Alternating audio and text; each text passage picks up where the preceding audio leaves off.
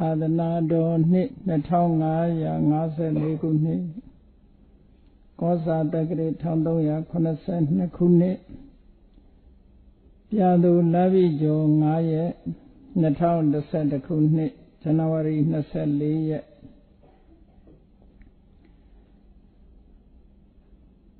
ရန်ကုန်ပညာရေးတက္ကသိုလ်ပကံဆောင်ဖရာကံအတွင်ဆင်ရင်ကျင်းပပြုလုပ်အပ်သည့်မိခင်ကြီးတော်စောပုဤ89နှစ်မြောက်မွေးနေ့အထိမ်းအမှတ်ဓမ္မပူဇာဓမ္မသဘင်အခမ်းအနား၌ဟောကြားအပ်သောမိဘကျေးဇူးတရားနှင့်ဗုဒ္ဓ၏အဆုံးအမစကား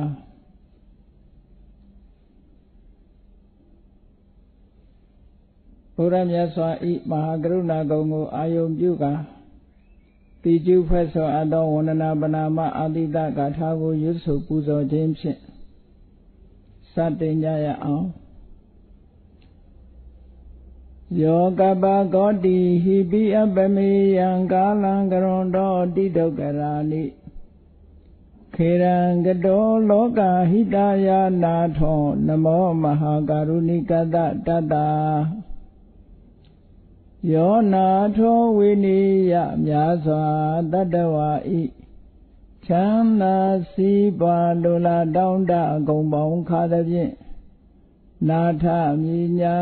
ခြင်းရှင်တော်မြတ်ဖရာသည်ကပ္ပဂောတိဟိပိဂရေကဘာအရေးအတွက်သင်္ချာတို့ဖြင့်တော်လဲအဘယ်မီယံရေအတွက်တိုင်းတာဖော်ပြခြင်းကမစွမ်းနိုင်ပါသောကာလံလေးအပင်ချေသိမ့်နေကဘာရှိကြသောကာလပတ်လုံးလောကဟိတယတတ္တလောကဤအကျိုးစီးပွားအလို့ငါအတိဒုက္ခရာနိဥ္စာတဲ့ချေလက်အင်္ဂါမေတ္တာကြီးမှသမိတာနှင့်တထာဇနီစွန်ခြင်းကြီးဟုကျတိထဝေ9အစုအလုံးခဲရင်သောမူတို့ကိုကရွန်တော်ဖျားဖြစ်ရန်ဤတန်ကြိုးကုတ်အာထုတ်တော်မူရသည်ဖြစ်၍ခေရန်လက်ချေမျက်လုံးအသက်ဆုံးလည်းရဲ့နှလုံးစိတ်ဝံကိုရောဤပင်မခြင်းတို့ကတောဘဝတဏ္ဍကျိန်ခံများစွာရောက်တော်မူခဲ့ရရှာလေပြီမဟာကရုဏီကတတတ္တဝါများယင်ဝေသားကဲ့သို့တနာချစ်ခင်မဟာကရုဏာရှင်ဖြစ်တော်မူသောတသနာတသဝိနည်းများစွာတတ္တဝါဤချမ်းသာစီးပွားလိုလားတောင်းတဂုံပေါင်းခါသဖြင့်နာထအမြညာထိုရှင်တော်မြတ်ဖရာအားနမောယုတိပြောင်းမှန်ကိုလျော့၍ကရောယုကျိုးရှိခိုးခြင်းသည်အထုဘဝတုစင်စစ်မဲ့တွေဖြစ်ပါစေတည်း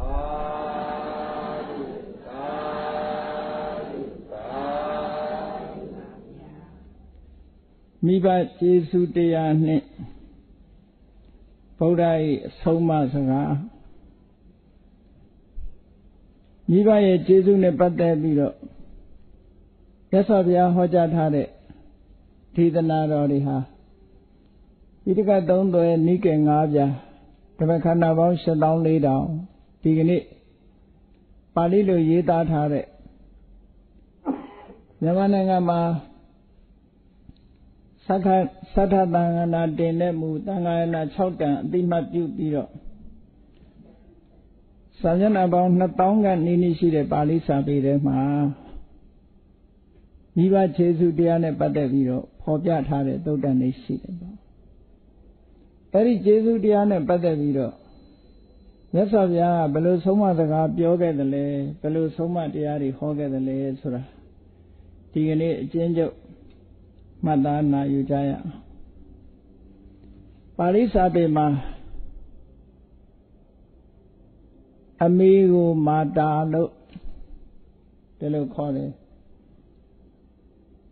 အင်္ဂလိပ်မာသားဆိုတာနဲ့အမတန်မှနှိစက်တယ်ပေါ့ဘာလို့ဆိုတော့တဆိုတဲ့စကားလုံးကဒီဟိုတို့အိန္ဒိယလူတွေရွတ်လို့ရှင်မာတာလို့ရွတ်တယ်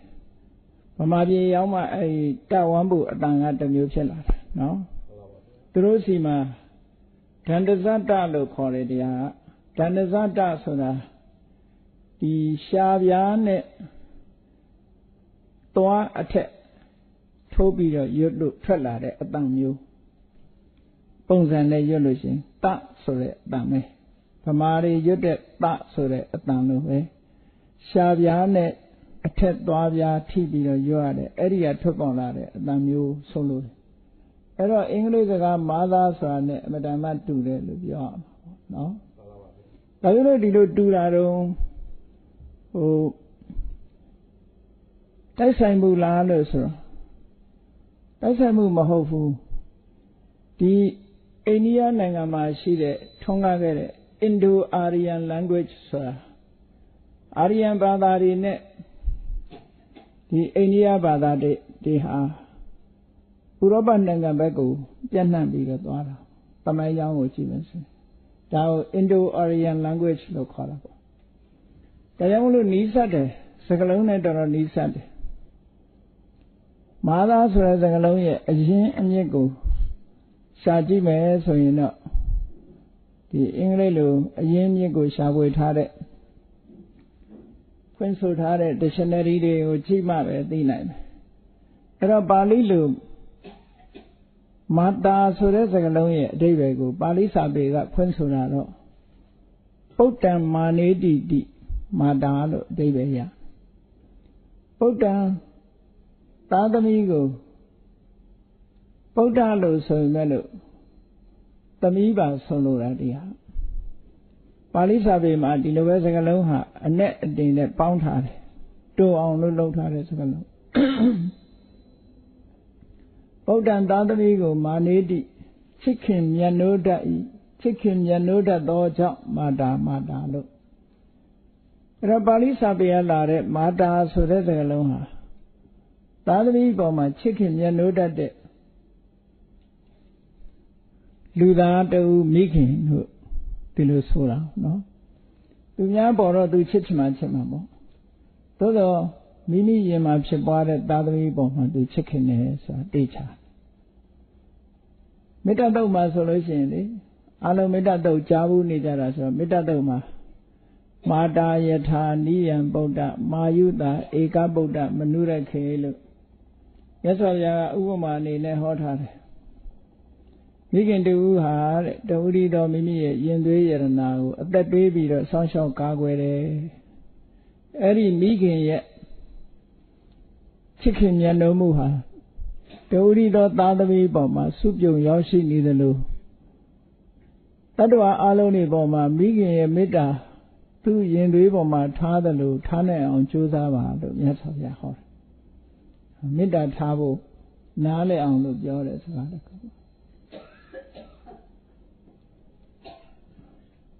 အဲ့တော့မာတာဆိုတဲ့စကားလုံးရဲ့အဓိပ္ပာယ်ကအမှန်တမ်းနှစ်သက်စရာကောင်းတယ်ပေါ့သာသမီပေါ်မှာချစ်ခင်မြတ်လို့တတ်လို့မာတာလို့ခေါ်တာတခါပိတာဆိုတဲ့စကားလုံးရဲ့အဓိပ္ပာယ်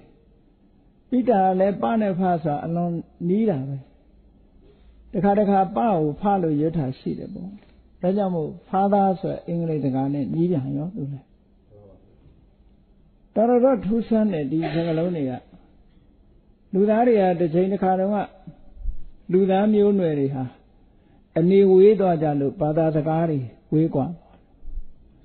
အရင်ကဖြစ်တဲ့အမေအဖေခေါ်တာကြတော့တော်ကိုနီးစပ်ကြတယ်ပေါ့မြန်မာလူမျိုးတွေကအမေလို့ခေါ်တယ်လို့ဘုန်းကြီးတို့တီဟိုနေတဲ့အခါကျတော့တီဟိုကသားသမီးတွေကသူတို့အမေကိုအမေလို့ခေါ်တယ်ဒီကတော့ပေါ့ခေါ်လိုက်တာအမေလို့အမေလို့ခေါ်တယ်ဟိုကအမေလို့ခေါ်တယ်အဲ့ဒါတော့ပဲกว่าနော်ပါဠိမှာလည်းပဲအမဆိုတဲ့စကားလုံးရှိတယ်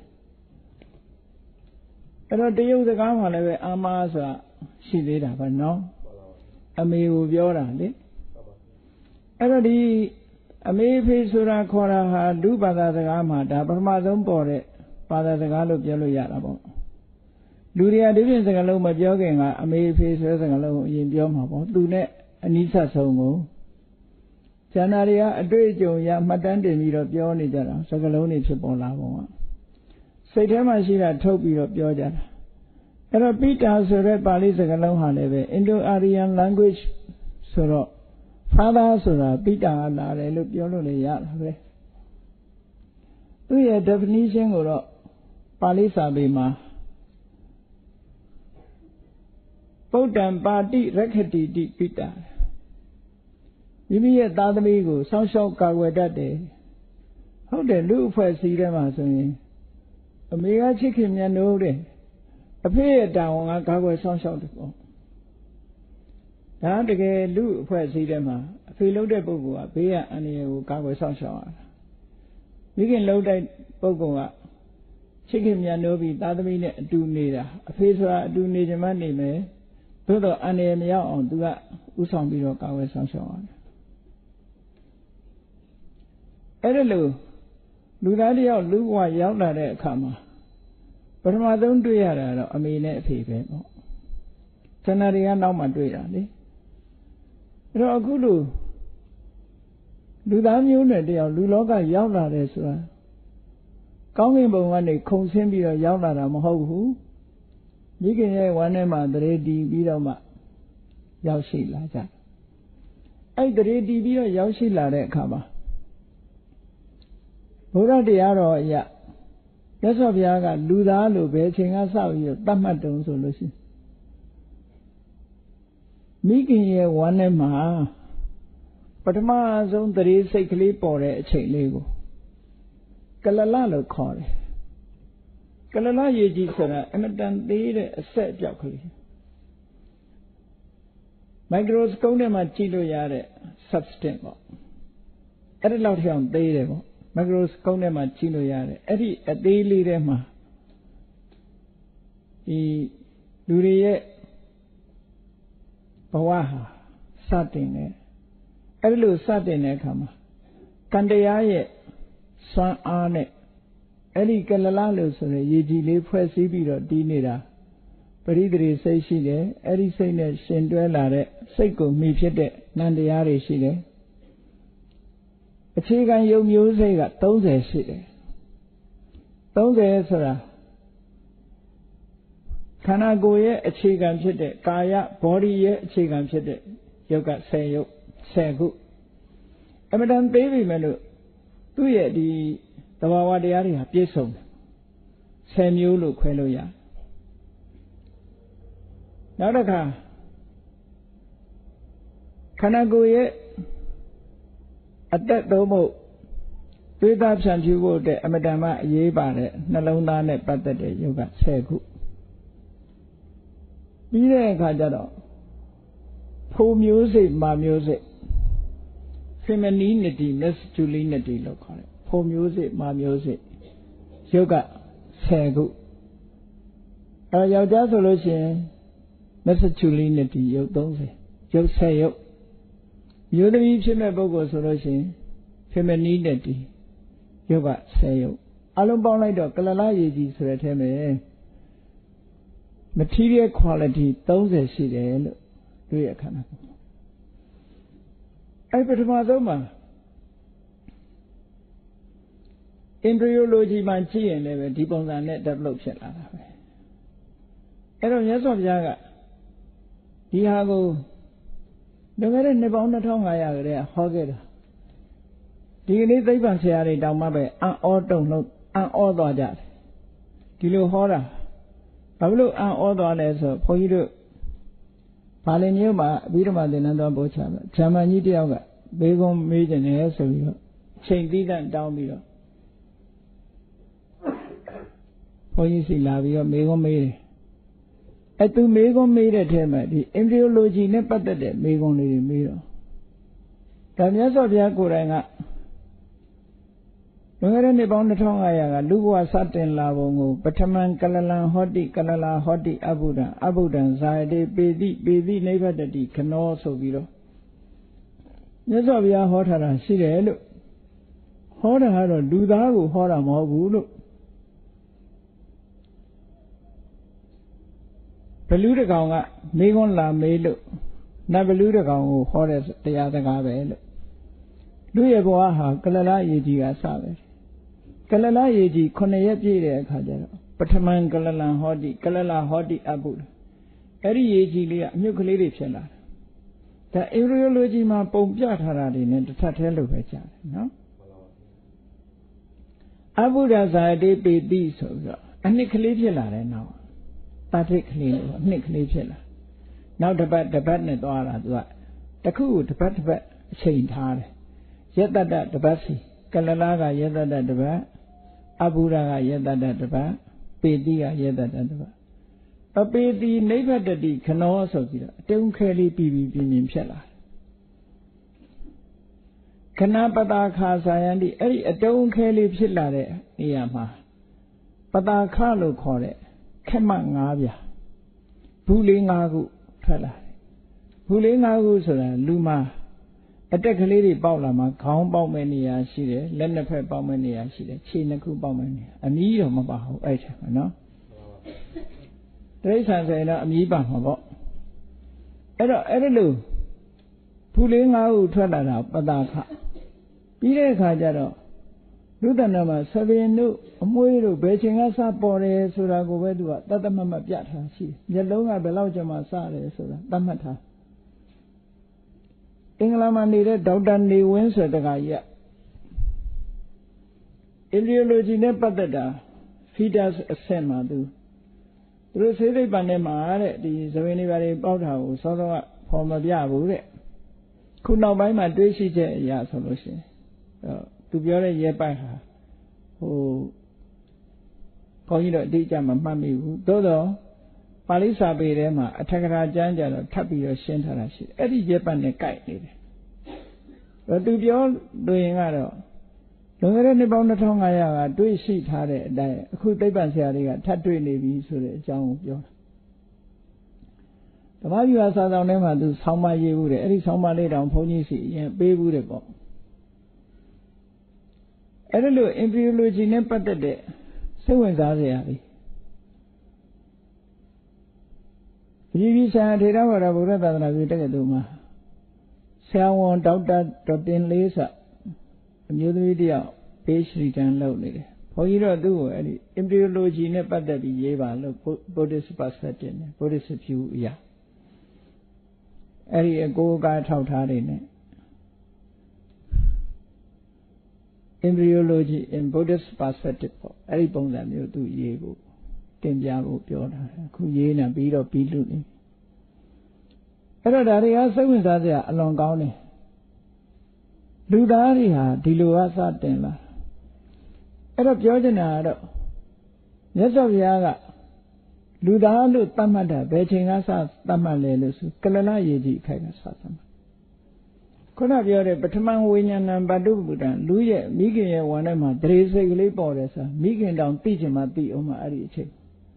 Anything at Luda.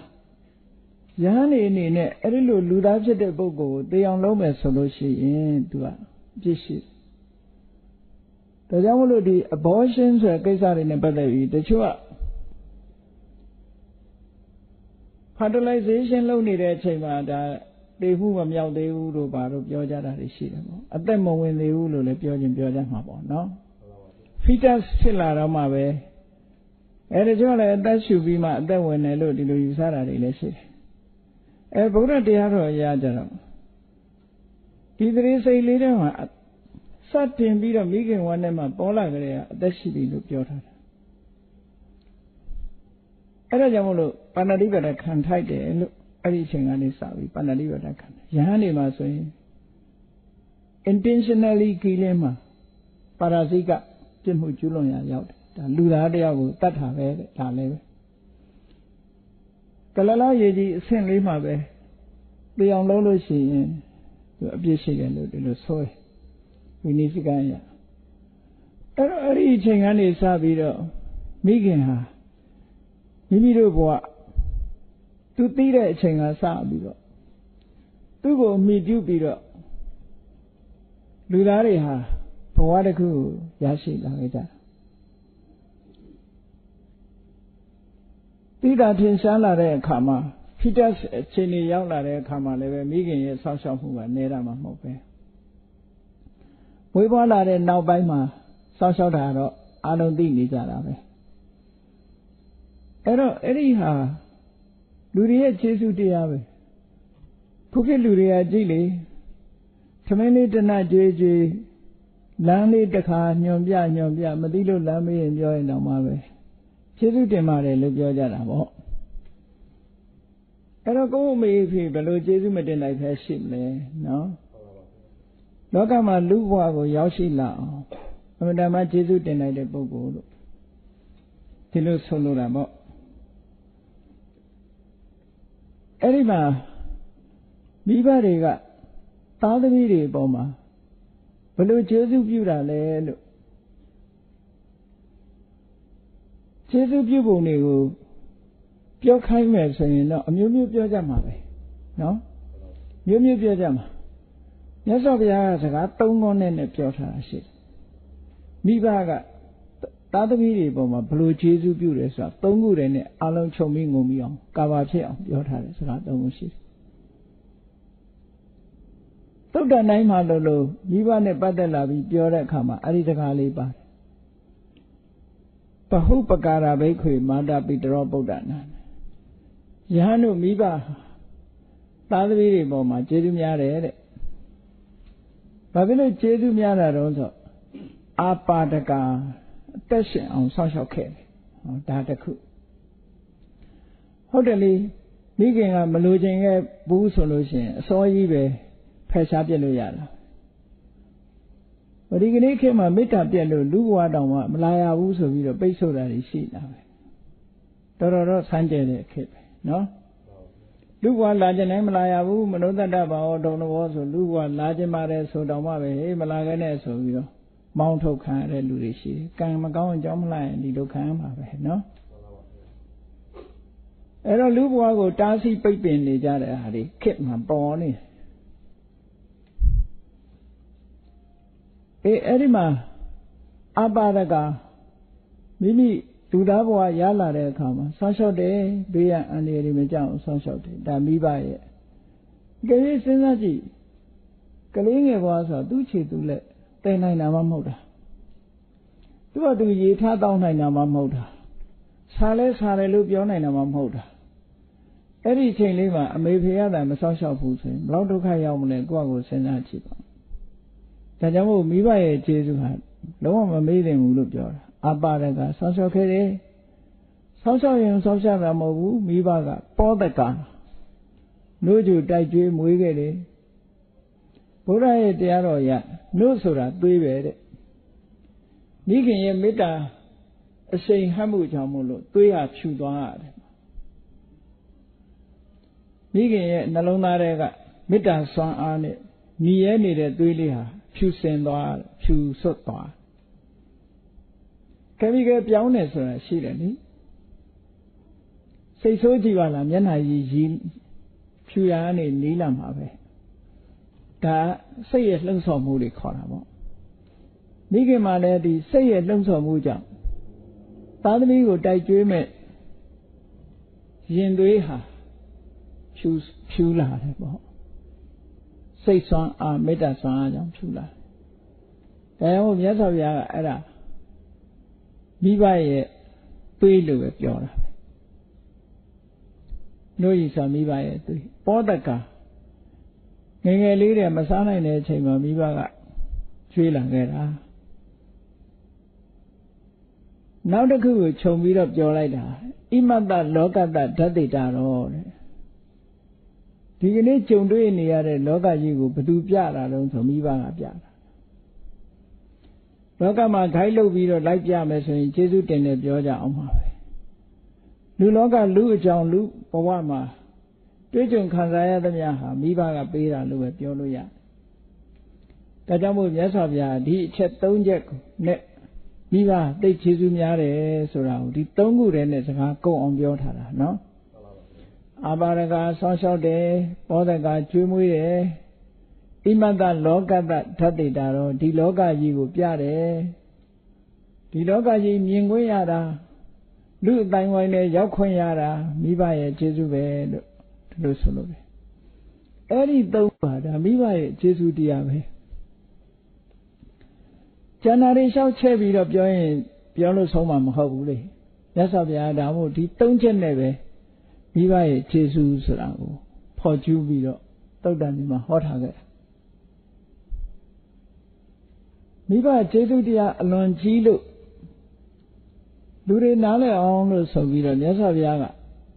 တပ္ပယမကဆိုတဲ့တုတ်မှာဟောထားတာရှိသေးတယ်အိန္ဒိယလူအတိုင်းဝိုင်း society ကခဏခေတ်မြန်မာပြည်က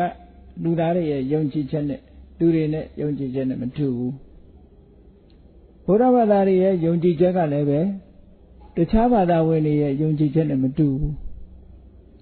အဲ့တော့အိန္ဒိယနိုင်ငံမှာဟိန္ဒူဘာသာကိုယုံကြည်လက်ခံကိုးကွယ်ကြတဲ့ပုဂ္ဂိုလ်တွေကသူတို့ရဲ့ creator ဘုရားကဘယ်သူလဲဆိုဗြဟ္မာပဲဗြဟ္မာကိုကိုးကွယ်ကြတာလေအကုန်လုံးဗြဟ္မာဟာ creator ဗမာတွေခေါ်တဲ့ဘိသနုသူတို့အတန်လဲဆိုဗိရှနုက protector ဗမာတွေခေါ်တဲ့တိဝသူတို့ခေါ်တဲ့ရှိဗံ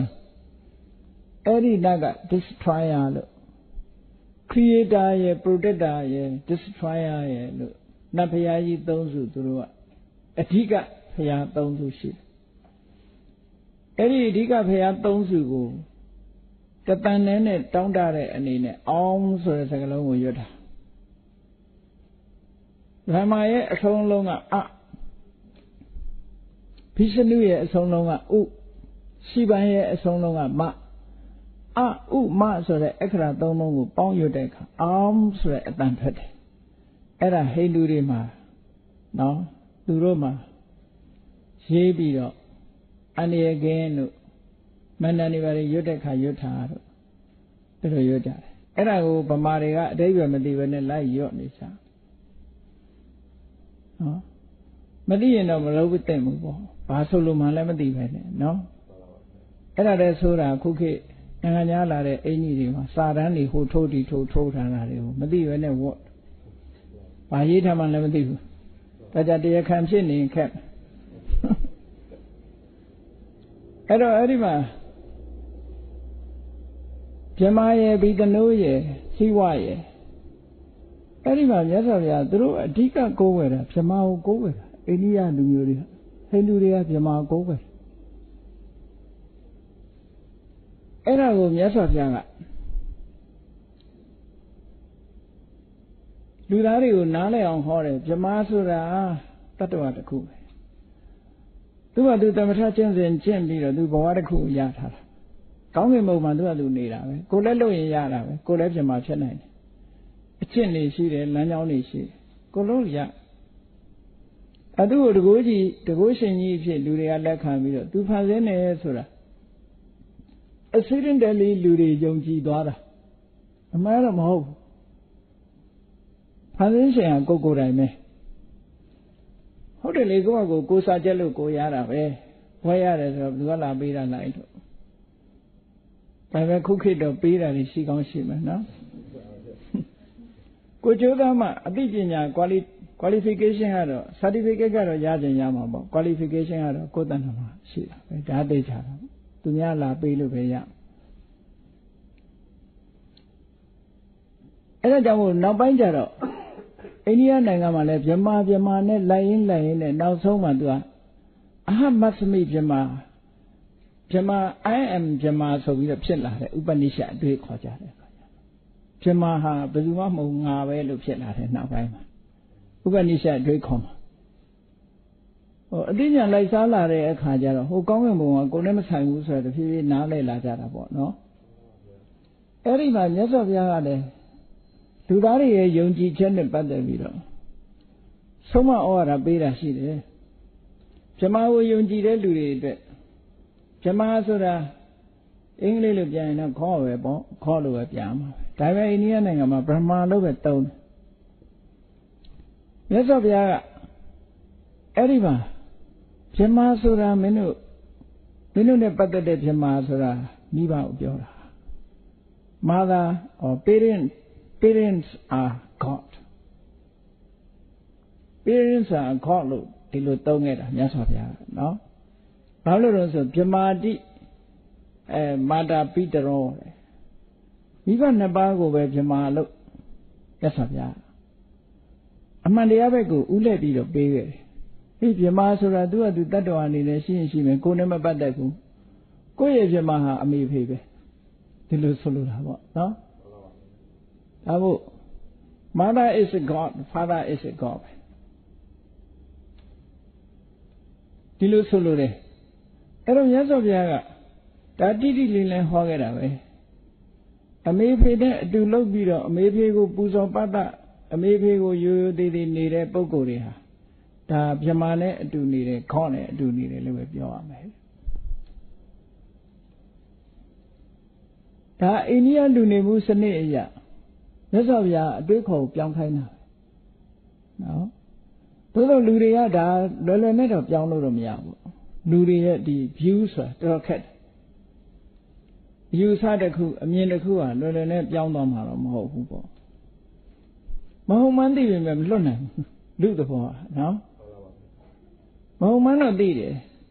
ဒါပေမဲ့ညင်းပယ်နိုင်လားဆိုညင်းပယ်နိုင်ခြင်းကမစွမ်းနိုင်ဒီနေ့ခေတ်မှာလေသိပ္ပံတလောက်တိုးတက်နေမဟုတ်မှန်းသိကြမှာပဲမသိပဲတော့မနေဘူးသို့သောညင်းပယ်နိုင်သလားဆိုမညင်းပယ်နိုင်ဘူးဘာသာတရားနဲ့ပတ်သက်လာလို့ရှိရင်ဖော်လို့လုပ်နေကြတာပဲအကုန်မစင်စားရဘူးဘာသာတရားနဲ့ပတ်သက်ပြီးဘာကြောင့်လို့ဆိုကြောက်တာကြောက်လို့ဒီလိုဖြစ်တာယုံကြည်ချက်ဆိုတဲ့အပေါ်မှာကြောက်စိတ်ကလွှမ်းမိုးလာလူတွေရဲ့ဘာသာတရားစပြီးတော့ပေါ်လာတာကိုကြောက်လို့ပေါ်လာအကြောက်တရားကိုကာဝယ်ဖို့ရအတွက်ကိုယ်ွယ်ရာတွေရှားလာကြတာလေတဘာဝရဲ့အင်အားစုကြီးတွေဒီ forces ကြီးတွေဆိုတာဥပမာမုန်တိုင်းကြီးတိုက်တယ်မိတောင်ကြီးတွေပေါင်ကွဲတယ်ဟောပင်လယ်လိုင်းလုံးကြီးတွေဆူနာမီကြီးတွေတက်လာတယ်မိုးချိန်တယ်မိုးကြိုးပစ်တယ်ကြောက်တယ်ကြောက်ပြီးတော့တွေးမိတွေးရတွေးတာဒါနတ်ဖျားခေါင်းအစိတ်ဆိုးတာဖြစ်မယ်သူတော့ပူဇော်မှဖြစ်မှာကိုကနေပြီးတော့ထိုင်ပြီးတော့ရှစ်ခိုးလိုက်တဲ့အချိန်ဟိုကသူ့ဟာသူအကြောင်းကုန်လို့ငြိမ်သွားတဲ့အချိန်နဲ့သွားတိုက်ဆိုင်တော့ကဲငါလောက်တာဟိုကလက်ခံသွားပြီ accidentally အဲ့ဒါလို့ဖြစ်တာအဲ့ဒါလို့ဖြစ်တာနောက်တစ်ချိန်ရှစ်ခိုးရင်ပြောင်းချင်မှပြောင်းပါနော်အဲ့တော့ယုံကြည်ဖို့ဆိုတာတော်တော်ခက်တယ်ဒါဟုတ်ဘုန်းကြီးတို့က tourist guide လုပ်တဲ့လူတွေပြောထားတခါတော့မက္ကဆီကိုကအမျိုးသမီးတွေဘုရားဘာသာဖြစ်စားမက္ကဆီကန်လူမျိုး30လောက်ရောက်လာတော့အမျိုးသမီးတယောက်ကသူမကျေတတ်တာလေးကိုမေးတယ်မေးခွန်းမေးပြရစေဆိုပြီးမေးကြသူမေးတာဘာတော့ဆိုသူမန္တလေးမဟာမြတ်မုနီဘုရားကြီးတဲ့ဝင်လာတော့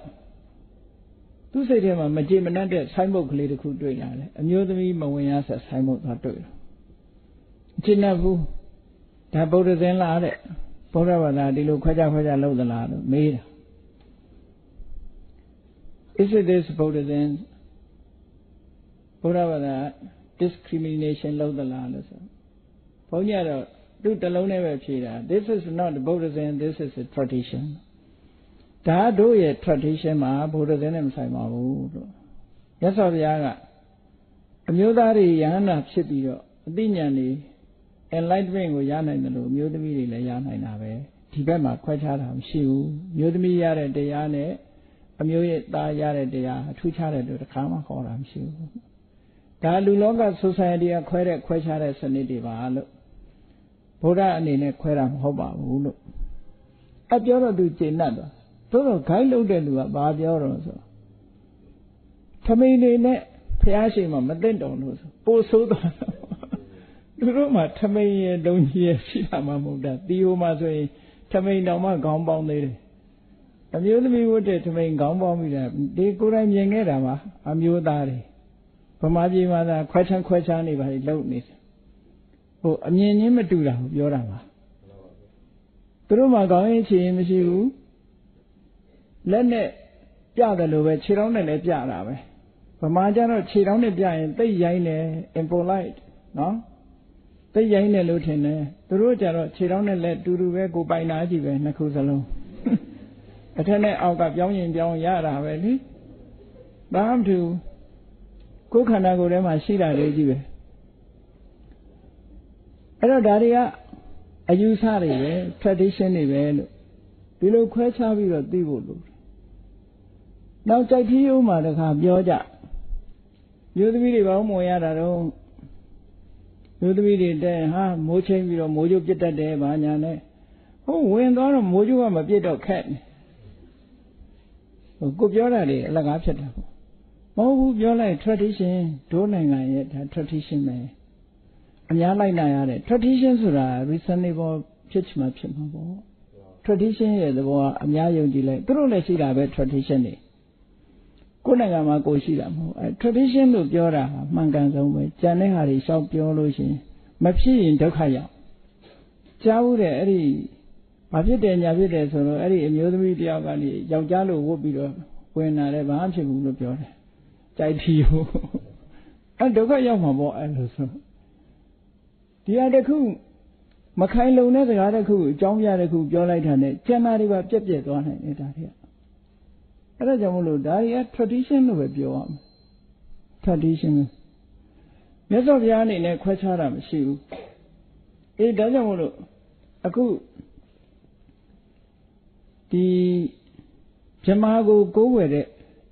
လူတွေရဲ့အတိုင်းအဝိုင်းမှာမြတ်စွာဘုရား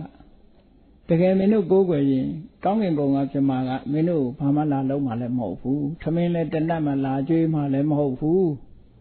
အဲ့တော့မင်းထမင်းကြွေးနေတာအမေပဲအဖေပဲဒါကြောင့်မို့ parents are God လို့မြတ်စွာဘုရားသင်ပေးခဲ့တာဟုတ်တယ်လေနောက်ပြီးတော့မြတ်စွာဘုရား definition အနေနဲ့ရှင်းပြတယ်ကောင်းကင်ဘုံကဗြဟ္မာကြီးတွေကမေတ္တာကရုဏာမုဒိတာဥပေက္ခလို့ဆိုတဲ့ဗြဟ္မဝိဟာရမြင့်မြတ်တဲ့နေထိုင်ခြင်းဖြင့်နေထိုင်ကြတယ်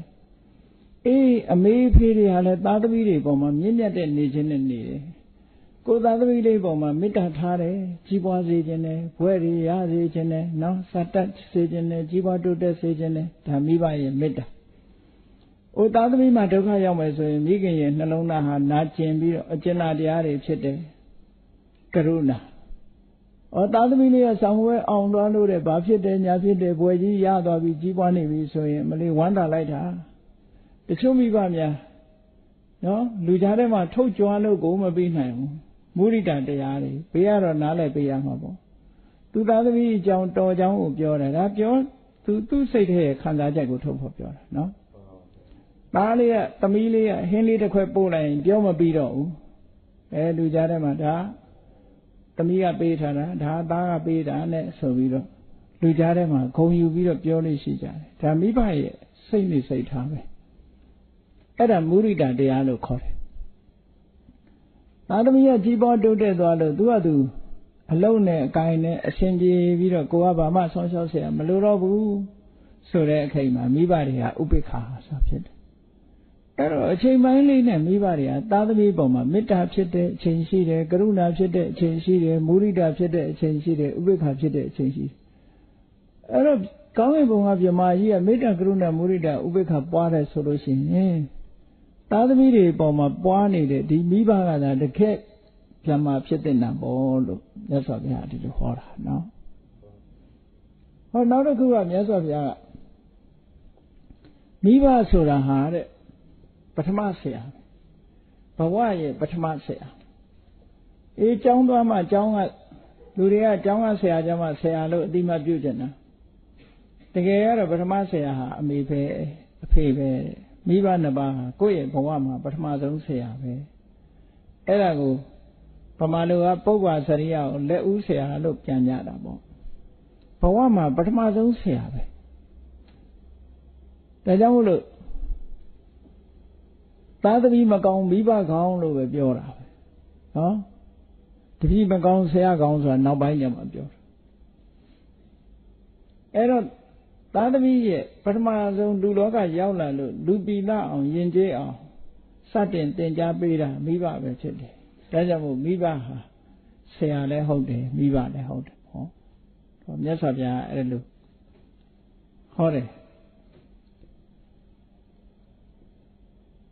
ဟောနောက်တစ်ခုကျတော့သုတ္တန်တစ်ခုမှာတော့ပုဗ္ဗဒေဝတာအိမ်ဥနလို့လည်း မြတ်စွာဘုရားကတတ်မှတ်တယ်လောကလူတွေကအိမ်ဥနတ်ဆိုသိယိုသေးကြတယ်အိမ်ဥနတ်ဆိုလို့ရှိရင်သိယိုသေးတယ်စာဥစားပြတင်တယ်မပြောပွဲအုံပွဲမညိုရအောင်ထားတယ်အိမ်ဥနတ်တွေကိုမြတ်စွာဘုရားကအိမ်ဥနတ်ယိုဆိုလို့ရှိရင်ကိုမိဘဟာတကယ်အိမ်ဥနတ်ပဲလို့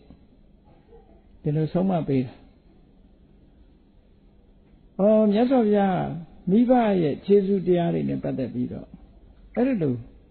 အရာထားပြီးတော့ဆုံးမသွန်သင်တဲ့သုတ်တန်ကြီးပါဠိစာပေမှာအထင်ရှားရှိတယ်ပေါ့အဲ့ဒီမှာနောက်ဘာပြောရမလဲလို့ဆိုရင်အဲ့တော့မိဘရဲ့ခြေဆုတရားကိုပြောကြတယ်မိဘခြေဆုမြင့်မို့ဦးလို့ဗမာစကားမှာလေမြင့်မို့တောင်တော့ဘယ်သူမှတော့မြင်မှုတာမဟုတ်ဘူးအကြီးဆုံးတောင်လို့အမြင့်ဆုံးတောင်လို့ပဲမှတ်ထားပေါ့အဲ့ဒီတောင်ကြီးတဲ့မြင့်တယ်လို့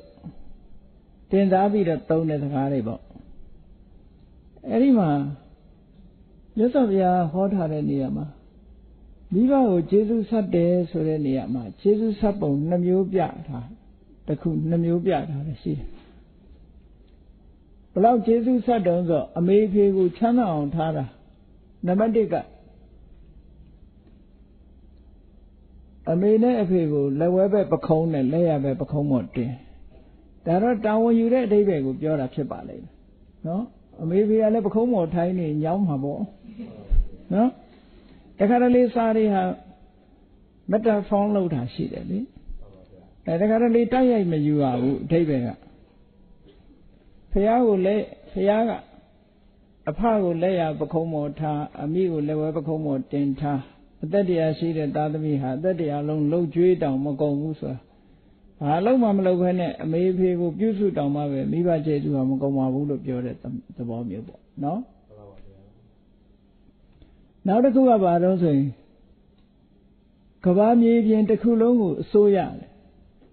ယရနာတွေအားလုံးကိုပိုင်ဆိုင်တဲ့ကဘာမြေပြင်ကြီးတစ်ခုလုံးကိုအစိုးရတဲ့အရှင်သခင်ဘုရင်အဖြစ်မိဘကိုတင်မြှောက်ပြီးတော့ကျေးဇူးဆက်တောင်မှပဲမိဘရဲ့ကျေးဇူးကမကုန်နိုင်ဘူးလို့ဒီလိုပြောတယ်ဒါမကုန်နိုင်တဲ့နည်းတွေတချို့လည်းမိဘကျေးဇူးမကုန်တာကိုဘာနဲ့ပြောကြတော့ဆိုမြတ်စွာဘုရားတောင်မှတဲ့တာဝရိန္ဒာနတ်ပြည်တက်ပြီးတော့မေတော်မိနတ်သားကိုကျေးဇူးဆက်တဲ့အနေနဲ့အဘိဓမ္မာတရားဟောတယ်တဲ့အဲ့ဒါတောင်မှပဲနို့တလုံးမိုးပဲခြေသေးတယ်လို့ဘယ်သူကပြောတဲ့စကားမှမသိဘူးစာပေရလာတဲ့စကားမဟုတ်ဘူးနော်တလုံးမိုးနှလုံးမိုးလို့ဘယ်လိုလုပ်ခွဲမှာတတ်မှတ်ထားရင်တော့ခွဲရတာပေါ့နော်ကိုကျေးဇူးဆက်တာကတလုံးမိုးပဲရှိသေးတယ်နောက်တလုံးမိုးဆိုတာတော့တလုံးကဘလောက်တန်ကြီးရှိတာတော့ပေါ်မှာမူတည်ပြီးပြောအဲ့ဒါလို့မဟုတ်ပဲနဲ့တချို့မခြေဘူးဆိုတာရိုးရိုးမပြောပဲနဲ့တလုံးမိုးပဲခြေသေးတယ်ဆိုတော့နောက်တလုံးမိုးကျန်နေသေးတယ်အတိတ်ပဲရနေဒါတော့စာလာပေလာစကားမဟုတ်ပါဘူးတကယ်တော့မဟုတ်ဘူးအဲ့ဒီစကားကလေမြတ်စွာဘုရားမိဘရဲ့ခြေဆုကိုဆိုက်ရင်ဘယ်လိုနည်းနဲ့ခြေတယ်လဲခုနလိုလှုပ်ကြွေးပြုစုရုံနဲ့မခြေဘူးယာရုအာနာပေးရုံနဲ့မခြေဘူးမိဘကိုလောကီစည်းစိမ်တွေပြေဝပေးရုံနဲ့မခြေဘူးခြေနိုင်တဲ့နည်းရပါတော့လို့ဆိုလို့ရှိရင်ကိုချင်းသီလမပြည့်စုံသေးတဲ့မိဘကိုကိုချင်းသီလပြည့်စုံအောင်တရားတရားမရှိသေးတဲ့မိဘကိုတရားတရားရှိအောင်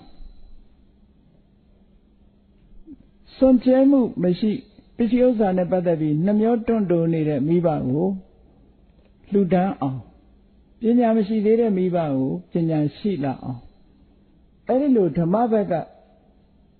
ကျေးဇူးဆိုင်ရင်ကြည်တယ်လို့မြတ်စွာဘုရားဟောထားတာဘယ်လိုတလုံးဘိုးတွေပါလဲဟုတ်မလဲနော်ဓမ္မနဲ့ကျေးဇူးဆက်မှကြည်မယ်လောကအာမိတလို့ခေါ်တဲ့ပစ္စည်းဥစ္စာနဲ့ကျေးဇူးဆက်လို့တော့မကုန်နိုင်ဘူးတဲ့ဒီလိုဆိုလို့လားအဲ့ဒါလို့မြတ်စွာဘုရားဟောထားတဲ့သုတ်တန်တွေရှိတယ်ပေါ့အဲ့ဒါလို့ကျေးဇူးဆက်လို့ရှိရင်ကြည်တယ်မိဘနဲ့သားသမီးနဲ့ပတ်သက်ပြီးတော့မြတ်စွာဘုရားကအပြန်အလှန်ဂျူတီတွေပေးထားတာရှိတယ် င်္ဂါလောဝါဒတုတ်မှာမြန်မာပြည်မှာတော့သိတဲ့ပုဂ္ဂိုလ်တွေများပါတယ်။ဘာလို့လဲဆိုရှေးဆရာတော်ကြီးတွေကကြပြလေးတွေရေးပေးထားတယ်။မိဘကျင့်ဝတ်တို့သာသမီကျင့်ဝတ်တို့ဆိုပြီးတော့ရေးထားတယ်။အဲ့ဒီကြပြတော့လူတိုင်းရမှာဘုန်းကြီးမူရင်းကျမ်းကနေထုတ်ပြီးတော့ပြောပြမိဘဆိုတာအရက်6မျက်နှာနဲ့အရက်10မျက်နှာနဲ့ပြောမယ်ဆိုရင်မိဘအရှိရလို့တင်စားပြီးတော့ပြောတာမိဘတွေကိုအရှိရလို့ဒီလိုထားတယ်အဲ့ဒီတော့အရှိရကိုလည်းလုံခြုံစေရမယ်တောင်ရက်အနောက်ရက်မြောက်ရက်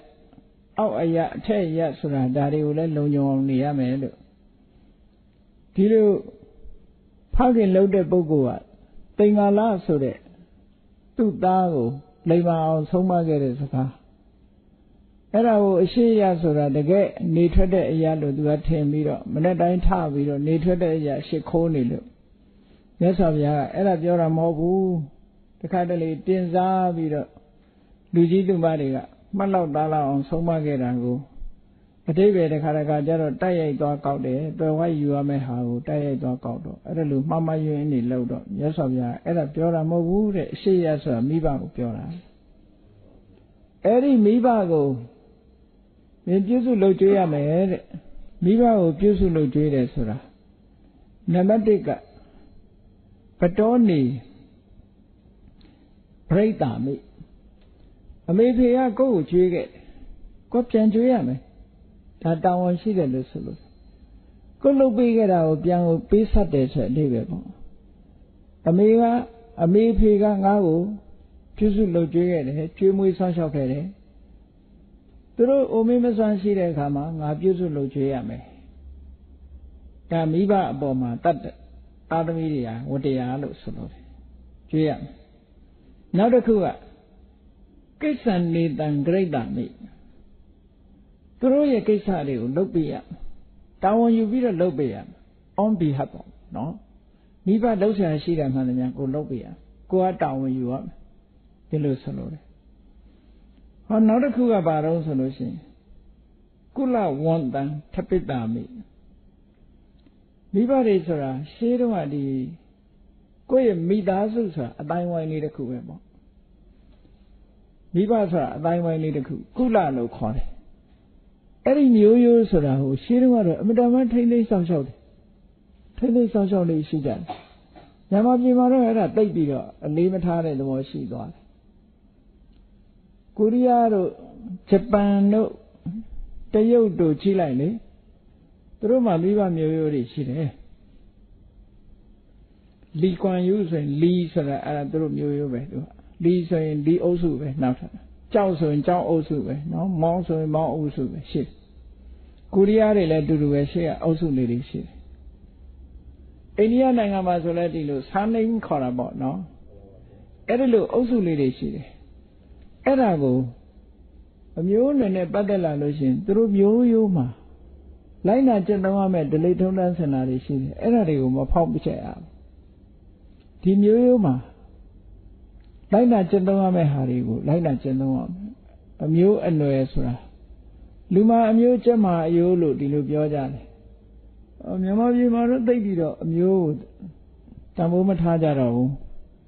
တန်ဖိုးမထားဘူးဒါမို့စားနေဆိုတာလည်းမရှိဘူးကိုမဲ့ကြံမဲ့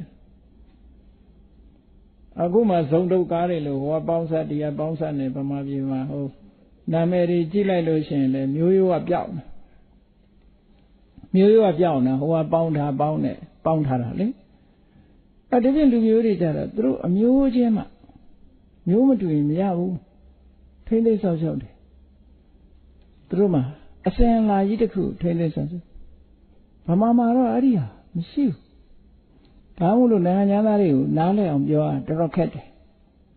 စာနေဆိုဟာ first name လည်းမရှိဘူး middle name လည်းမရှိဘူးဗမာမှာဒီတိုင်းပဲတန်းပြီးတော့ရေးချလိုက်ရတာပဲနိုင်ငံသားတော့တဲ့ခါကျရင်သူတို့မှာတော့အဲ့ဒါ first name ကဘာလို့လဲဗမာမှာတော်တော်ခက်တယ်ဥဝင်းတော်ဝင်းဆိုဟိုကလည်းဝင်းဒီကလည်းဝင်းမယ်တော့အဲ့ဒါလို့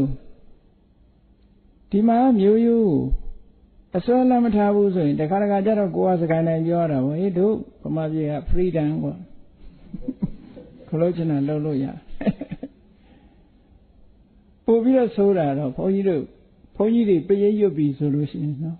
တစားထောင်ရွတ်ကြဟိုအစားဒီအစားဟိုကရွတ်ဒီကရွတ်နေအဲ့တော့တစားထောင်ပရိတ်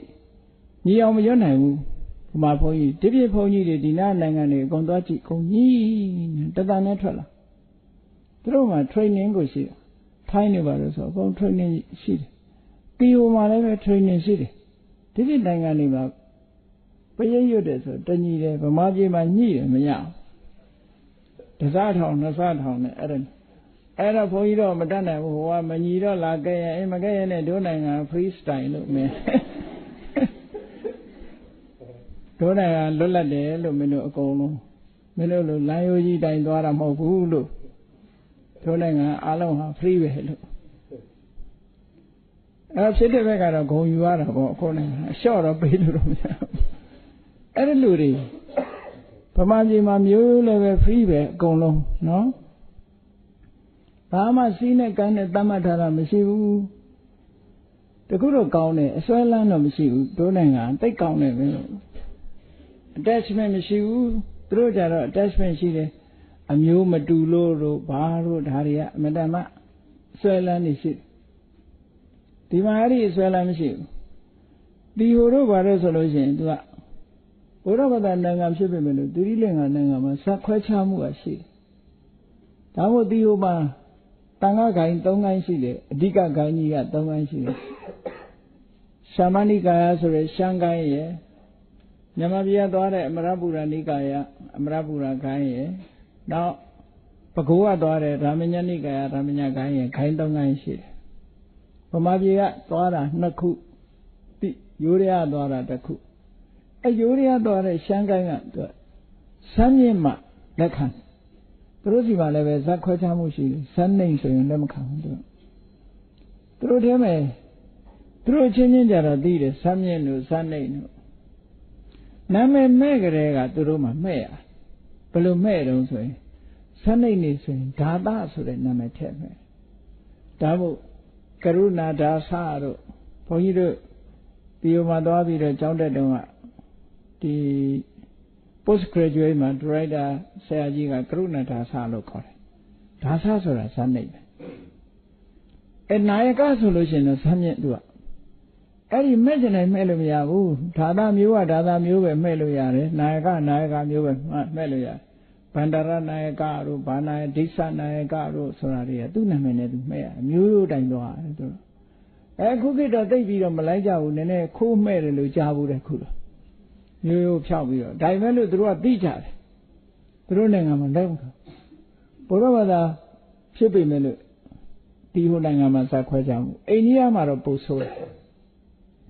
ဇန်နေနဲ့ပုဂ္ဂိုလ်တွေကအန်တက်ချေပေါ့မထိရမကန်ရတဲ့လူမျိုးလူချင်းတောင်ထိရင်တနာတယ်ဆိုနော်အဲ့ဒါလိုယူဆတာဒါကတကယ်အစ်စ်ပဲ950ထဲမှာဆိုဒိဋ္ဌမင်္ဂလိကနဲ့မာတင်ကဇာလန်းနေရှိတယ်လေတကယ်ကိုအန်တက်ချေပေါ့ပဲသူတို့ကခဏခေတ်ကိုရှိနေတော့မယ်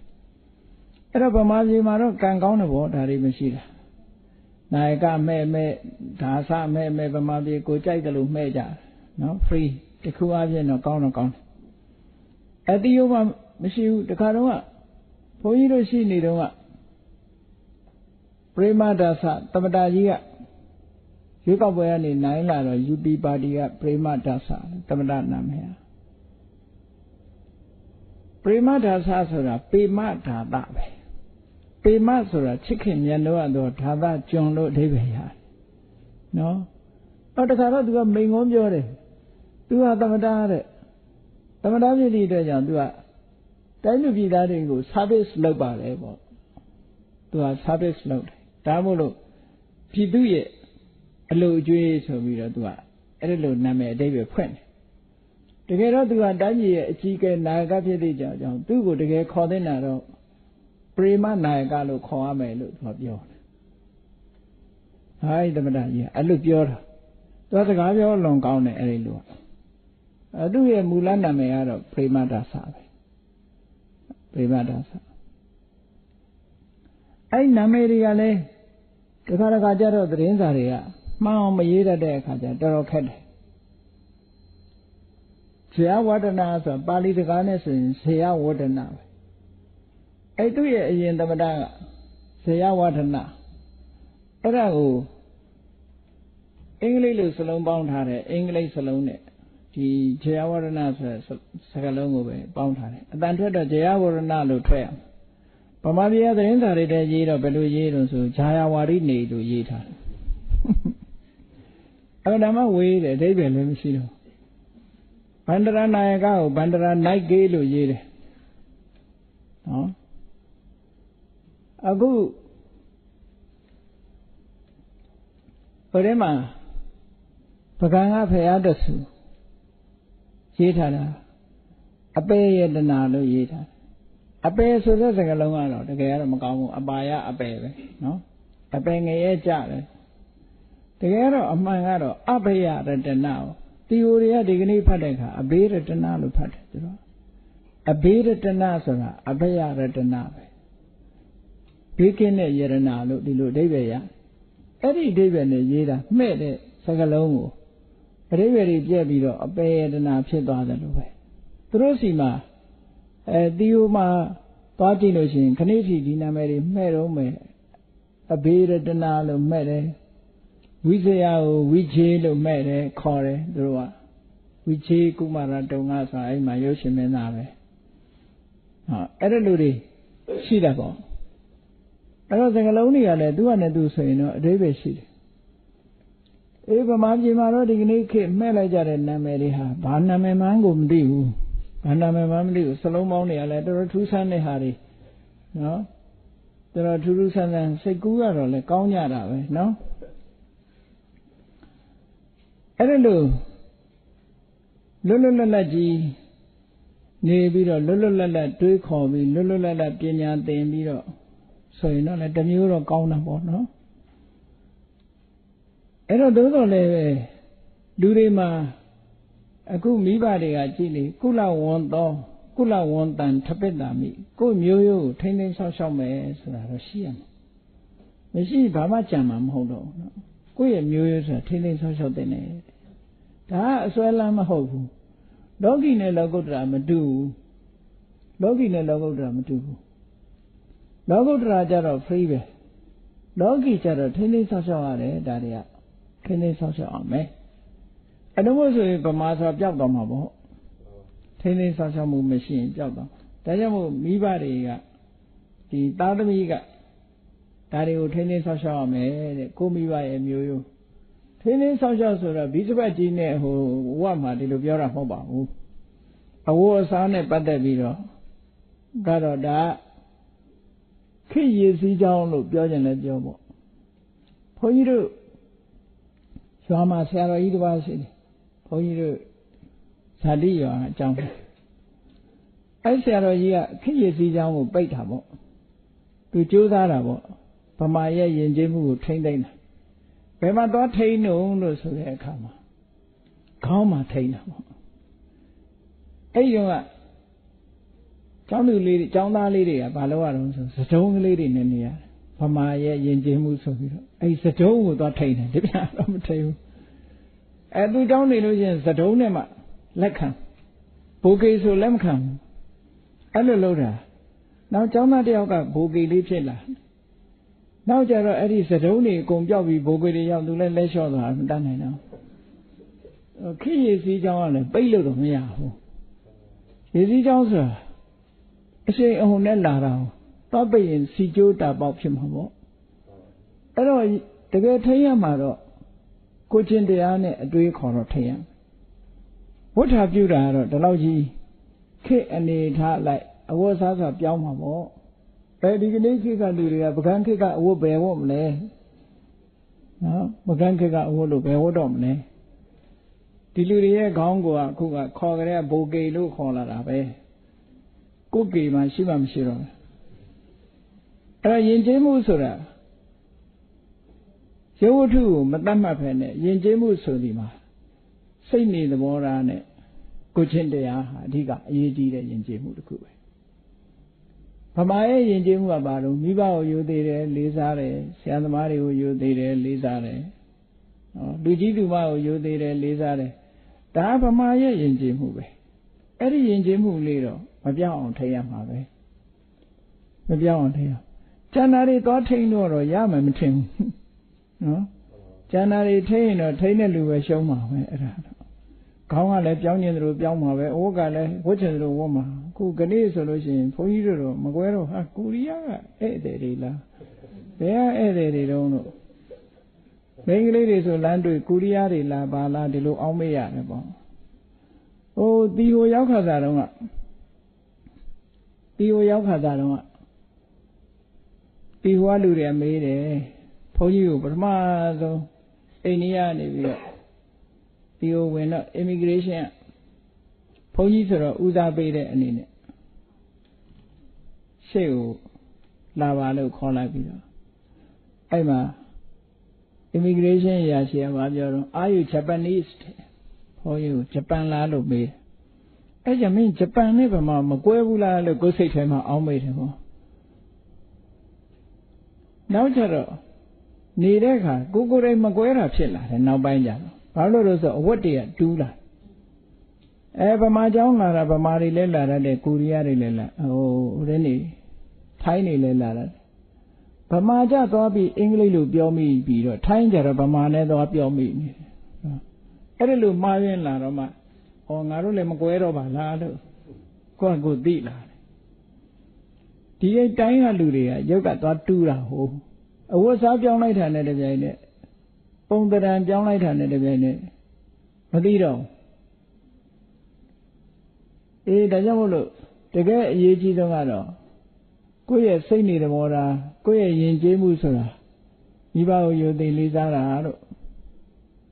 နော်လူကြီးသူမကိုယုံသိလေးစားတာတို့ဘာသာတရားတို့စသဖြင့်ကိုယ်မျိုးရိုးမှာလေးစားလိုက်နာခဲ့တဲ့ကိုချင်းတရားတွေတို့ဒါတွေဟာပို့ပြီးတော့အဓိကကြပါတယ်လို့အဲ့ဒီအဓိကကြတာတွေကိုထိမ့်သိမ်းဆောက်ရှောက်ပြီးဆိုလို့ရှိရင်ကျန်တာတွေကတော့အပေါ်ယံနေပဲဒါတွေကတော့အခုဟာကိုထိမ့်တာနောက်အနှစ်40ကြာရင်ဒီပုံစံမရှိတော့ဘူးနောက်ကြာပြောင်းနေမှာပဲဒီမင်းတို့မင်းခေတ်ကပုံစံမရှိတော့ဘူးလေခုမင်းတို့မင်းခေတ်ကပုံစံမရှိတော့ဘူးအခုကဒါခုဒီခေတ်ပုံစံပဲနောက်ဒီခေတ်ကလည်းရိုးတော်အောင်မှာပဲနောက်တစ်ခေတ်ကျတော့ဘယ်လိုအဆန်းတွေထွက်လာမှမသိဘူးဒီဇိုင်းဆရာတွေကလည်းနေ့စဉ်နဲ့အများစိတ်ကူးနေတာလေအဲ့တော့ဒီဇိုင်းသစ်တွေနဲ့လူသစ်တွေလာကြအောင်မှာပဲဒါတော့အဲ့တော့စိတ်ကအနေနဲ့ထိမ့်သိမ်းဆောက်ရှောက်သွားကြရင်တော့ဒါဗမာလူမျိုးဆိုတာရှိအောင်မှာပေါ့နော်ဒါကြောင့်မလို့မိဘတွေကကုလဝန်တန်ထပိတ္တာမိသားသမီးတွေအနေနဲ့မိဘရဲ့မျိုးရိုးကိုတို့မျိုးနွယ်ကိုဆောက်ရှောက်မယ်လို့ဆိုရယ်စိတ်ထားတဲ့နဲ့တဲ့ဒါတစ်ခုနောက်တစ်ခုကဒါယိသံပฏิပိစိတ်တာမိဒါယိသဆိုတာမိဘတွေကပေးရမယ်လက်ဆင့်ကမ်းထားခဲ့မဲ့ပစ္စည်းကိုဒါယိသလို့ခေါ်တယ်အဲ့ဒီအမွေပစ္စည်းတွေဆိုတာမျိုးရိုးအစဉ်လာလဲအမွေပဲရွှေငွေရတနာပိုင်ဆိုင်မှုတွေရတယ်ပဲအမွေပဲပေါ့သို့သောများသောအားဖြင့်လူတွေကရွှေငွေပိုက်ဆံပဲအသုံးဆောင်ပဲအမွေခံခြင်းတယ်မိဘတွေလုပ်ခဲ့တဲ့ကုသိုလ်တို့ဘာတို့ဒီလိုပဲကြတော့သိပြီးတော့အမွေမခံခြင်းဘူးအဲ့ဒါလေမိဘတွေရဲ့ရည်ရွယ်ချက်နဲ့မကိုက်ဘူးပေါ့နော်အဲ့ဒါကြောင့်မို့လို့အမွေခံတယ်ဆိုတာမိဘတွေတချို့ကြတော့လေဗမာပြည်မှာမိဘတွေရဲ့အမွေခံပြီးတော့အလုံးမိဘတွေရဲ့လူခဲ့တဲ့တန်းခဲ့တာတွေမပြောင်းမပြဲအောင်ထိန်းသိမ်းဆောင်ရှောက်ကြတယ်ဒီလိုလုပ်ရမှာနောက်တစ်ခုကဘာလို့ဆိုရင်သားသမီးတွေကဒါမိဘရှိနေမိဘနဲ့ပတ်သက်ပြီးတော့ဒါသားသမီးတွေလုပ်ပေးရမယ်တောင်းတစ်ခုနောက်တစ်ခုကတော့အမေဖေးဟာရက်ွယ်ပြုတ်သွားပြီဘဝတစ်ခုဆုံးသက်သွားပြီဆိုလို့ရှိရင်တော့အမြတ်တမ်းပေးဝေရမယ်တောင်းဟာနောက်ဆုံးတောင်းတစ်ခုပဲအဲ့ဒီတောင်းကလည်းမဖြစ်မနေထမ်းဆောင်ရမယ်တောင်းဘုရားဘာသာတွေဟာအခုလိုအမြတ်တမ်းပေးဝေတာတကယ်ပဲတစ်ဖက်သားကိုအကျိုးရှိစေသလားလို့ဆိုလို့ရှိရင်အကျိုးရှိနိုင်တဲ့နေရာရောက်နေရင်တော့အကျိုးရှိတယ်မှန်အကျိုးမရှိနိုင်တဲ့နေရာလည်းရှိသေးတယ်ရောက်တဲ့နေရာရှိတယ်မရောက်တဲ့နေရာရှိတယ်ပေါ့ကိုမိဘကမကျွတ်မလွတ်တဲ့ပြိတ္တာဘဝတို့ဘာလို့ရောက်နေလို့ဒီကအမြတ်တမ်းပေးဝင်လိုက်ရင်တော့ချက်ချင်းအကျိုးရတယ်ကံကောင်းအကြောင်းမလားလို့ငရဲကြနေတယ်တခြား ဘုံတွေရောက်နေတယ်ဆိုရင်တော့သူကဆက်သွယ်ရေးကပြတ်သွားပြီဆက်သွယ်ရေးပြတ်နေတော့ဘယ်လိုမှဆက်သွယ်ရေးမရဘူးဆိုရင်တော့ကိုကကုသိုလ်ကောင်းမှုပြုတ်ပြီးတော့အမြတ်တမ်းတွေ့ပြီမယ်လို့မိဘတော့ရမှာမဟုတ်ဘူးသို့တော့ကိုယ်တိုင်ကတော့ကုသိုလ်ရတာပေါ့ဒါကြောင့်မလို့သို့တော့လှုပ်တဲ့လှုပ်ထိုက်တာတော့မိဘတွေကိုရည်စူးပြီးတော့ကုသိုလ်ကောင်းမှုလုပ်ရမယ်အနည်းဆုံးကိုယ့်အတွက်တော့အကျိုးရှိတယ်မိဘတွေစီလည်းရောက်နိုင်တဲ့နေရာဆိုရင်ရောက်သွားနိုင်တယ်ဒါကမှန်ကန်တဲ့လုပ်ရဖယ်ကျန်တာတွေကတခုမှသူ့ကိုအကျိုးပြုမှာမဟုတ်ဘူးဒီတခုကအကျိုးပြုနိုင်တယ်လို့မြတ်စွာဘုရားသားသမီးတွေကျင့်ဝတ်အနေနဲ့ဒီလိုဟောထားခဲ့တာနော်သားသမီးတွေကျင့်ဝတ်အနေနဲ့ဟောထားဘာဖြစ်လို့သားသမီးတွေပေါ်မှာသားသမီးတွေကမိဘပေါ်မှာဒီလိုလုပ်ရတော့ဆိုအမေတွေကလုပ်ခဲ့တာတွေရှိတယ်ခုနမြတ်စွာဘုရားခြုံပြီးတော့ပြောထားတယ်ထင်တယ်အပါရကပောဒကဣမတလောကတဓာတိတာဆွမ်းလျှောက်ခဲ့တယ်ကျွေးမွေးခဲ့တယ်ဒီလောကကြီးရဲ့အကောင်းဆုံးကိုမြင်အောင်ပြသခဲ့တယ်လူလားမြောက်စေခဲ့တယ်ပေါ့အဲ့ဒါတွေမကဘူးသားသမီးနဲ့ပတ်သက်ပြီးတော့မကောင်းမြတ်တာလို့ဆိုတဲ့အတိုင်းပပနိဝရင်တိမကောင်းတဲ့လမ်းကိုသားသမီးတွေမလိုက်အောင်မိဘအစွမ်းကုန်ဟန်တာတယ်နော်နောက်ပြီးတော့ကလျာဏိနိဝတေတိကောင်းတဲ့အခြေအနေတစ်ခုထဲမှာထည့်သွင်းပေးတယ်မိဘကသိပ္ပံဥက္ကနာပေတိပညာသင်စေတယ်ဒီနေ့ခေတ်မှာဆိုရင်မိဘတွေဟာဝတရားခြေပြန်းနေတော့မယ်သားသမီးကိုကြောင်းကောင်းကောင်းထားပေးတယ်ပတ်စံနေအကုန်ကြအများကြီးခံပြီးတော့ကလေးတွေကလည်းသင်ကြရတယ်နော်ကျောင်းပြီးကျူရှင်ကနေကျောင်းအိမ်မှာသိပ်ပြီးတော့နေရတယ်မရှိဘူးအုံနောက်တွေများဆန့်ဆန့်နေလာတော့မသိဘူးအဲ့ဒါလို့ကြိုးစားကြသိပ္ပံဥက္ကနာပေတိတဲ့အတတ်ပညာကိုသင်ယူစေတယ်တဲ့နောက်တစ်ခုကျတော့ပฏิရူပေနဓာရေနတန်ရောစဉ်ဒါကတော့အိမ်တော်ရသားချပေးတာမိဘအခုခေတ်တော့မိဘအိမ်တော်ရသားချတာတိတ်မဆောင်ကြတော့ပါဘူးဆောင်တော့ပါနောက်တမယေဓာယေသံနေရထင်တည်ပေးတဲ့အချိန်မှာအမွေကိုလွှဲပေးတယ်တဲ့မိဘဒီလိုဆိုလိုတာပေါ့ပေးတဲ့အချိန်မှာပေးတယ်ဆိုရင်လိမ်မာမလိမ်မာလို့ရှိရင်သတင်းစာထဲထည့်ပြီးအမွေပြကြော်ညာတာရှိသေးတယ်ဒါကြောင့်မို့ဘုရားကလည်းပေးတဲ့အချိန်လို့ဒီလိုပြောတာနော်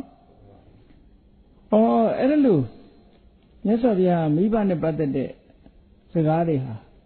လောကီမှာကျင့်သုံးလိုက်နာပွဲရာတွေနဲ့ဆက်ဆက်ပြီးတော့ဟောထားတာ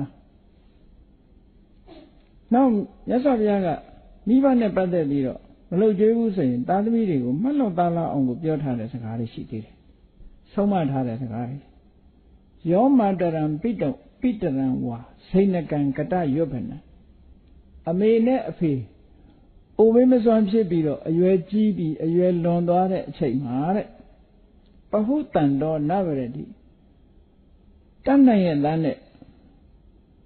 ကိုယ်တိုင်ကလည်းပြုစုနိုင်စွမ်းရှိရဲ့သားနဲ့မပြုစုဘူးဆိုလို့ရှိရင်တန်စင်ညာဝတ္တလောဣတိအဲ့ဒီပုဂ္ဂိုလ်သူယုံမှလို့ပဲမှတ်လိုက်ပါနောက်ဒီတစ်ခုတည်းနဲ့သူယုံမှလို့သတ်မှတ်တာသူယုံမှဆိုဘယ်သူမှမဖြစ်ချင်ဘူးလေဝတ္တလအောက်တန်းစားတဲ့အန်တက်ချေပေါ်ပဲခုနဘလောက်ဇမ်းမြင့်တဲ့လူဖြစ်ဖြစ်ဇမ်းနိုင်မဲ့တာဘာလို့လဲဆိုသူ့အမှုအကျင့်ကသူယုံမှရဲ့အမှုအကျင့်အမှုအကျင့်နဲ့ပတ်သက်ပြီးတော့မြတ်စွာဘုရားလူတော်လူကောင်းဒီမြင့်မြတ်သူနဲ့ယုံနေသူကိုတတ်မှတ်တယ်ဆန်းနဲ့မတတ်မှတ်ဘူးဒါမို့ကမ္မုနာနသစ္စာဝတ္တလောဟောတိနသစ္စာဟောတိဖြစ်မလို့ဒါအိန္ဒိယမှာဆိုတိတ်ထိပ်ပဲရှိတယ်မြတ်စွာဘုရားသဝါဒကိုတွန်းလှန်တိုက်ခိုက်တဲ့စကားတစ်ခုပြောရတယ်ဆိုတာအဗ္ဗဓမ္မခဲရင်းနဲ့ပေါ့နော်အယူဆပြင်းထန်နေတဲ့ထဲမှာဖြစ်မလားဆိုတဲ့ဇမ်းမြင့်ဟာဇမ်းနဲ့မဆိုင်ဘူးဝတ္တလဆိုတဲ့အောက်တန်းသားဟာလည်းဇမ်းနဲ့မဆိုင်ဘူးဘာနဲ့ဆိုင်လို့ဆိုကမ္မုနာဝတ္တလောဟောတိကမ္မုနာဟောတိဖြစ်မလို့သူ့ရဲ့လောက်ရနဲ့ဆိုင်တယ်လောက်ရကမကောင်းဘူးဆိုရင်မကောင်းတဲ့လူပဲလောက်ရကကောင်းရင်ကောင်းတဲ့လူပဲအဲ့တော့သူ့ရဲ့အပြုအမူပေါ်မှာကြည့်ပြီးတော့လူကိုတန်ဖိုးဖြတ်လို့ဒီလိုဆိုလို့တယ်နော်လူကိုတန်ဖိုးဖြတ်ဟုတ်တာပဲတကယ်လက်တွေ့မှာတော့အဲ့တိုင်ပဲသေချာနာပဲသူများပစ္စည်းခိုးတဲ့လူတခိုးလို့သတ်မှတ်တာပဲလေဘာလူမျိုးပဲဖြစ်ဖြစ်သူများပစ္စည်းခိုးရင်ခိုးတာသူလုပ်တဲ့အလုပ်လေအကြောင်းဆရာလုပ်ပြီးစာသင်ပေးရင်ဆရာပေါ့ဒါဟုတ်တာ သူလုံးတဲ့အလုံးအဲ့လိုမဟုတ်ဘဲနဲ့အယောင်းဝယ်လို့ရင်ကုန်တယ်ပေါ့သင်္ကန်းဝယ်ရင်တော့ဘုန်းကြီးပေါ့သူအလုံးရက်ကိုကြည့်ပြီးတော့ဒီနာမည်တွေကသူ့အနေနဲ့သူသွားတာဟာအဲ့ဒါကိုမြတ်စွာဘုရားဟောတာပဲဒါမို့မိဘကိုမလုပ်ကျွေးဘူးဆိုတဲ့ပုဂ္ဂိုလ်တယောက်ဟာဒါသူရုံမှာပဲတဲ့မြတ်စွာဘုရားအဲ့ဒီပုဂ္ဂိုလ်သူရုံမှာလို့ပဲမှတ်ထားပါတဲ့မှတ်လိုက်ပါကျန်တဲ့လူဟာသူရုံမှာမဟုတ်ဘူးတဲ့နောက်တစ်ခုကယောမတရံပိတရံဝါဘာတရံပကိနေတတ်တောဟန္တိရောတိတိဝါစာယတန်စညာဝဒရောဣတိအမေအဖေကိုရိုင်းရိုင်းပြပြပြန်ပြီးတော့ဆဲမယ်ပြောမယ်ဆိုရင်လည်းသူရုံမှာပဲတဲ့ဒါလို့ဆိုလို့မိဘကိုရိုင်းဆိုင်ပြန်ပြောလို့ရှိရင်ဆဲရင်ဟောဒါသူရုံမှာလို့မှတ်ပါတဲ့ဟောနောက်တစ်ခုကြတော့မြတ်စွာဘုရားဘာဟောထားတော့ဆိုမင်္ဂလာတုတ်မှာကြီးပွားတိုးတက်ကြောင်းတရားဟောတယ်လို့ပဲပရာဘဝဆိုတဲ့တုတ်မှာပျက်စီးကြောင်းဆိုပြီးတော့ဟောတာရှိတယ်ဆန့်ကျင်မဲ့မင်္ဂလာတုတ်ဆိုတာကြီးပွားတိုးတက်ကြောင်းတွေဟောတာဒါတွေလုပ်ရင်ကြီးပွားမယ်လို့ဟောတယ်ခုဒီပရာဘဝတုတ်ကြတော့ပျက်စီးကြောင်းမယ်မင်းပျက်စီးမှာပဲဒီဘဝမပျက်စီးရင်နောက်ဘဝမှာပျက်စီးမှာပဲအထက်တန်းဘယ်လိုမှမရောက်နိုင်ဘူးလို့တခါကျတော့လူတွေဟာဒီဘဝမှာကြံတဲ့အခြေအနေတွေကောင်းနေလို့အခြေအနေကောင်းတယ်လို့ထင်ရပေမဲ့လို့နောက်ဘဝကျတော့မျောလင်းချက်မရှိအောင်အောက်တန်းကျသွားတာတွေရှိတတ်တယ်ပေါ့ဘဝဆိုတာရှိနေတာဟုတ်ရှိနေတော့ကိုယ့်ရဲ့လုပ်ရက်တွေဟာဒီဘဝမှာတော့တခြား condition တွေကကောင်းနေသေးတဲ့အတွက်ကြောင့်အခြေအနေမပြောင်းလဲပေမဲ့လို့ condition တွေပြောင်းသွားတာနဲ့တပြိုင်နက်ကျွမ်းလို့မောက်ကုန်ဖြစ်ကုန်တာပဲတဲ့အဲ့ဒါကြောင့်မလို့ပရာဘဝတုံမှာတော့မြတ်စွာဘုရားဟောထားတယ်ယောမတရံပိတရံစိဏကံကတရွတ်ပနအမေအိုအဖေအိုအရွယ်ရင့်လာတဲ့အခါမှာတဲ့ပဟုတန်တော်နဗရတိကိုစွမ်းနိုင်တဲ့အနေထားရှိရတဲ့နဲ့မကြွေးမွေးဘူးမဆောင်ရှောက်ဘူးဆိုလို့ရှိရင်တံပရာဘဝတော်မူခံအဲ့ဒါဟာပျက်စီးခြင်းအကြောင်းပဲဒါဟုတ်တယ်ဗမာပြည်မှာအမေအဖေကိုပြစ်ထားတဲ့လူတယောက်မိဘကိုပြစ်ထားတဲ့သားသမီးဟာသူ့သားသမီးကလည်းသူ့ကိုပြစ်ထားတာဒီဘွားတယ်မယ်ဝတ်လေခဏတွေ့ဘူးတဲ့အဲ့ဒါအမေဖေကိုယူသေးတဲ့သားသမီးဟာသူ့ရဲ့သားသမီးကလည်းသူ့ကိုယူသေးတယ်ဒါတော့သူကအမေဖေကိုပြစ်တဲ့အော်တယ်ဆိုရင်လည်းသူ့သားသမီးကသူ့ပြန်အော်တယ်သူ့ချက်ချင်းပဲအဲ့ဒါနော်တုံ့ပြန်မှုကချက်ချင်းလာတာနောက်ဘဝမဆိုင်ဘူးဒီဘဝမှာပဲလာတယ်အဲ့ဒါပျက်စီးဆုံးရှုံးခြင်းရဲ့အကြောင်းပဲလို့မြတ်စွာဘုရားပရာဘဝတုံမှာဒီလိုဟောထားတယ်အခုပြောရတဲ့အချက်လက်တွေဟာမြတ်စွာဘုရားကိုယ်တိုင်မိဘနဲ့စပ်ပြီးတော့ဆုံးမဩဝါဒပေးပြီးတော့ဟောကြားခဲ့တဲ့တရားဒေသနာတွေကထုတ်လုပ်ပြီးတော့ဟောကြားတာဖြစ်ပါတယ်မိဘခြေဆုတရားနဲ့မြတ်စွာဘုရား၏အဆုံးအမစကားဆိုတာတကယ်စာပေကျမ်းဂန်ထဲမှာ950ဇတ်တွေထဲမှာလည်းပဲဒီအကြောင်းတွေဘုရားလောင်းတွေဟာမိဘတွေကိုဘယ်လိုပြုစုခဲ့တယ်ဆိုတဲ့ဇာလန်းတွေအများကြီးရှိတယ်ပေါ့ဒါသုတ်တံပါဠိတော်တွေမှာလာတဲ့မိဘနဲ့ပတ်သက်ပြီးတော့မြတ်စွာဘုရားဟောကြားထားတဲ့တရားဓမ္မတွေဖြစ်ပါတယ်ဒါကြောင့်မို့တရားချက်ခင်သူတော်စင်ပြိဿပေါင်းတို့လူဘဝရောက်လာတာဟာမိဘကိုအကြောင်းပြုပြီးတော့မိဘနဲ့ဆက်နွယ်ပြီးတော့နေတဲ့တို့လူဘဝရလာတာမိဘရဲ့ခြေဆုတွေဟာပထမဆုံးအလွန်ကြီးမားတဲ့ခြေဆုတွေရှိတယ်ဒီခြေဆုတွေဆက်ရတာဟာတို့အတွက်မှာအင်မတန်မှမြင့်မြတ်တယ်လို့စိတ်ထဲနှလုံးထဲမှာထားပြီးတော့မိဘခြေဆုအထူးသိမြင်တာ